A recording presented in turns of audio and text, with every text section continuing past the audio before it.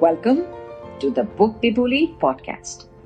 10-year-old Ada has never left her one-room apartment. Her mother is too humiliated by Ada's twisted foot to let her outside. So when her little brother Jamie is shipped out of London to escape the war, Ada doesn't waste a minute. She sneaks out to join him.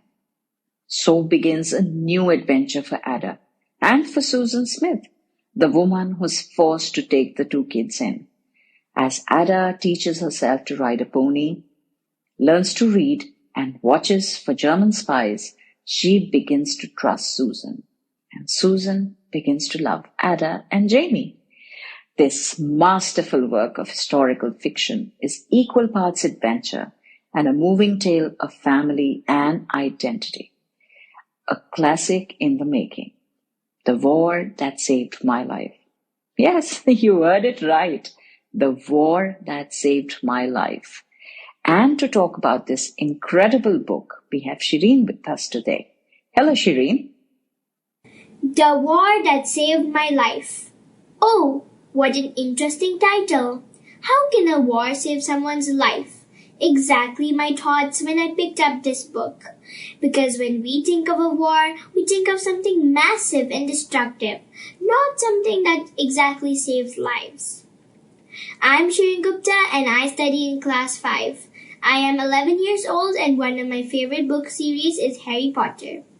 Today, the book I'm going to be reviewing is The War That Saved My Life, written by Kimberly Brubaker Bradley, who's a New York Times best-selling author.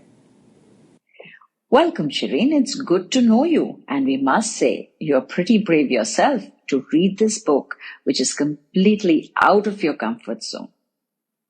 Talking about brave characters, how do you think Ada's character evolves throughout the novel, especially considering her difficult past and her experiences? At the beginning of the story, Ada is physically abused and emotionally neglected by her mother. She has been kept indoors for her entire life due to her untreated clubfoot, leading her to believe that she is worthless and unlovable. Ada's sense of self-worth is severely damaged, and she harbors deep-seated fears and insecurities.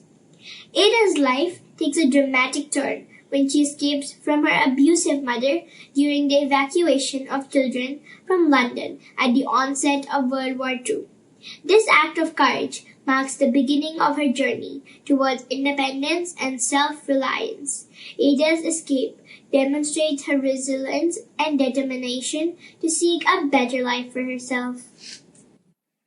Ada's relationship with her brother Jamie forms the spine of this book, and this adds to her growth. And the other characters as well, such as Susan Smith and Mr. Grimes, they all contribute to Ada's development. Tell us a little about that. As Ada settles into her new life with Susan Smith, her caretaker during the evacuation, she begins to experience love and care for the first time. Susan provides Ada with a nurturing environment she needs to heal from her past traumas. Through Susan's patience and kindness, Ada learns to trust others and to believe in her own worthiness of love and affection. Ada and Jamie bond over their shared experiences of living through wartime England. They work together to contribute to the war effort, whether it's caring for Ada's pony or helping out in the community. These shared experiences deepen their connection and create lasting memories that strengthen their friendship. That is so true. These relationships become the backbone of the story. And now I would like to know from you, how does the author incorporate historical events, especially the evacuation of children from London during World War II, into this story? The evacuation of children from London serves as a crucial plot device that propels the story forward. Ada's escape from her abusive mother during the evacuation sets the narrative in motion, leading her to Susan Smith's home in the countryside. This historical event not only provides the initial catalyst for Ada's journey, but also shapes her experiences and relationships throughout this novel. It does shape the novel, doesn't it? Tell us, apart from the evacuation, what other aspects of life during World War II does the novel capture most effectively? The evacuation of children allows Bradley to explore the impact of war on individuals, particularly vulnerable children like Ada. Through Ada's perspective, readers witness the trauma, confusion, and resilience of evacuees forced to leave their homes and families behind. The historical backdrop deepens Ada's character development, highlighting her courage, strength, and capacity for growth in the face of adversity. Well, Shireen, it has been great having you over for the Bookbibuli events. We hope you've had a good time. And what do you think of the North Star program? It is a program which is holistic in nature. Readers need a complete ecosystem to grow and flourish, and this program has all the key ingredients. That's an interesting term, ecosystem. So let me try to define it. The reading ecosystem is like a vibrant garden, teeming with diverse plants and creatures. At its heart lies the soil of literature, nourishing the roots of imagination and knowledge. Books are the towering trees which provide shelter and wisdom, their branches reaching out to readers, inviting exploration. Our literary blogs and website bloom like colorful flowers, showcasing new voices and ideas. Our book club and discussion groups buzz with activity, fostering connections and deepening understanding. Authors, like industrious bees, pollinate the ecosystem with their creativity, enriching it with fresh perspectives. Readers, the butterflies of the ecosystem, flutter from book to book, spreading the joy of reading far and wide. And our podcast, which connects this interconnected web of words. Every element plays a vital role, sustaining the reading ecosystem and ensuring its continuous growth and vitality. That is how the North Star program was created. Like you said, a holistic ecosystem. Now back to the book. Tell us, how does Ada change once she leaves behind her abusive mother and embraces a new family?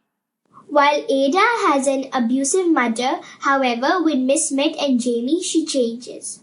With the help of a medical treatment for her clubfoot and the support of her new community, Ada experiences both physical and emotional healing. She learns to walk without pain and gains confidence in her abilities. As Ada's physical strength grows, so does her emotional resilience. She learns to confront her fears and to advocate for herself in challenging situations. I think this is one of the few books that talks about sensitive topics such as disability, abuse, and trauma. It's amazing how the author is able to bring about the resolution of these topics by forgiveness, love, and support. Do tell us about it.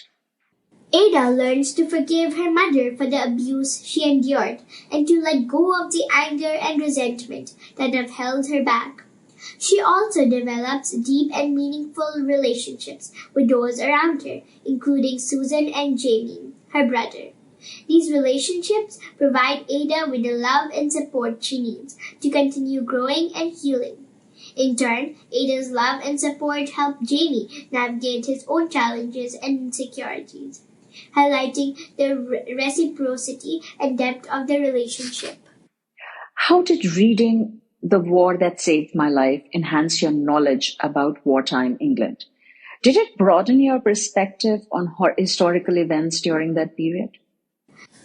Bradley meticulously researches and portrays the historical events of World War II with accuracy and authenticity. From the logistics of the evacuation process to the social dynamics of rural communities, hosting evacuees, the novel reflects the realities of wartime England. By grounding the story in historical accuracy, Bradley adds depth and credibility to the narrative, allowing readers to gain a deeper understanding of the time period. That's great. That is what books do for us, enabling us to live out situations in our imaginations. What do you think is the high point of the book? Ada's evolution throughout the war that saved my life is a testament to the human capacity for resilience, healing, and transformation in the face of adversity. Through her journey, Ada learns to overcome her past, embrace her strengths, and create a brighter future for herself. The War That Saved My Life has been received by critics and readers, and it has got high accolades. But do you agree with the general consensus? And would you recommend this book? It is a vastly popular book and aptly deserves all the praise heaped on it. A shout out to all the people to read it at least once. Thank you, Shireen, for being with us today. Thank you for listening and good day to you all. And there, folks, you have the story of Ada. The strange title of this book doesn't just talk about the big fight with soldiers, but also about the small battles that happen every day inside each of us. War usually means bad things, people getting hurt, things getting broken, and definitely not good things like saving your own life. But sometimes there are things that are really important and worth fighting for. And Ada shows it to us in this book. In World War II, people had to stand up against losing their freedom, their homes, and unfair treatment for who they were. This book creates scope for a lot of dialogue on World War II and creates a lot of topics for discussion around sympathy, physical abuse, understanding, being physically challenged, and it does all that in a very simple fashion. The language is simple and easy to understand. To quote Miss Bradley, who wrote on her blog, "I don't write in dialect for several reasons, but I try to write dialogue in a way that suggests dialect." Having said that, I must say it makes the book richer in terms of the dialogues. But this book is not simplistic. It is complicated, and it's difficult to predict its reception by readers. Despite the undercurrent of sorrow, I found this book to be incredibly optimistic and uplifting. There is a sense of resilience among all the characters and throughout the book. Without going into details, it is evident that Ada's biological mother is not an ideal one. Mistreatment is distressing. It is clear that the narrative will revolve around the journey to break free, a beacon of light in a dark, stormy night. And now it's time for Bookbibuli Read Reco. The books leading to this book are Fish in a Tree, Goodbye Stranger, and The Thing About Jellyfish. And the apt successor of this book would be The War I Finally Won by the same author. In case you wish to explore more on World War and Holocaust, do listen to our podcast series on The Holocaust Never Happened. But as a reader, please keep in mind the books discussed in that series are appropriate for readers over and above the age of 50. Until next week, better read, read better.